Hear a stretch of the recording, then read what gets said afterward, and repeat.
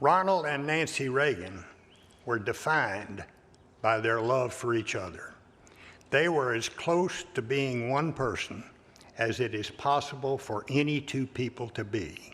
What I so admired about Nancy was that ability to do just that. She knew how to protect her husband and her president, but also her own place, to stand her ground, and once it had been resolved, to move on.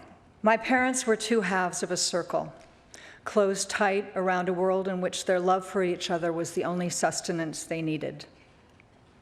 While they might venture out and include others in their orbit, no one truly crossed the boundary into the space they held as theirs. The moment before my father died, he opened his eyes, which had been closed for days, and he looked straight at my mother. The circle was drawn again as he left this world.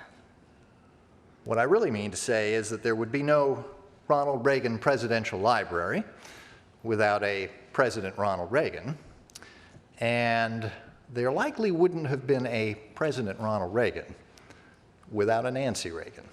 Her absolute belief in him gave him that chutzpah to run for office. I don't know that he would have done it otherwise. My mother provided the encouragement he needed.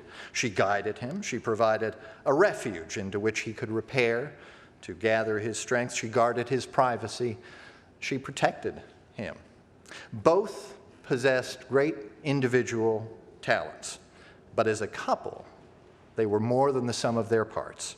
And it would be a mistake, by the way, to consider her as somehow subordinate to him just because he was the one usually taking center stage. They were co-equals. They complemented one another. Individually, they may have gone far, but together they could and did go anywhere.